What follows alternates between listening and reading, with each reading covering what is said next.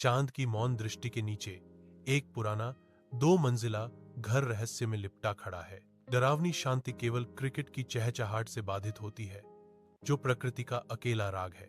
रुद्र सावधानी से आगे बढ़ता है, हाथ में कैमरा लिए, अंदर छिपे रहस्यों को कैद करने के लिए तैयार। एक धुंधली अलौकिक रोशनी खिड़कियों से बाहर निकलती है, जो जीवन या किसी और चीज का संकेत देती है। संदेह रुद्र के चेहरे पर छा जाता है, क्योंकि वह फुसफुसाते हुए घर में रहने वालों पर सवाल उठाता है। क्या यहां वास्तव में कोई रहता है?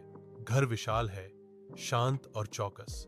इसके रहस्यों को छाया और चांदनी द्वारा संरक्षित किया गया है। पुराने 2 मंजिला घर में रुद्र सीढ़ियां चढ़ता है।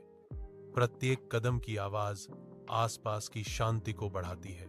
एक अचानक ठंडी हवा का झोंका उसके पास से फुसफुसाता है, जो अदृश्य उपस्थिति का संकेत देता है। क्योंकि वह ऊपर चढ़ता है, वह रुक जाता है।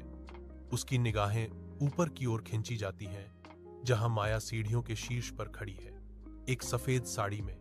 उसके बाल खुले हुए हैं, उसकी आंखें, गहरे दुख का सागर उस पर टिक जाती हैं।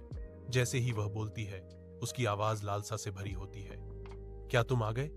मैं लंबे समय से इंतजार कर रही हूं।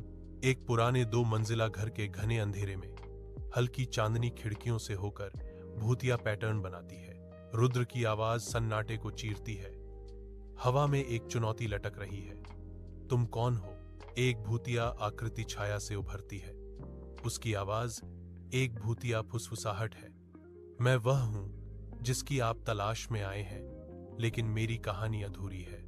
माया की दुख भरी आवाज कमरे में गूंजती है, जो दिल टूटने और नुकसान की कहानी बुनती है।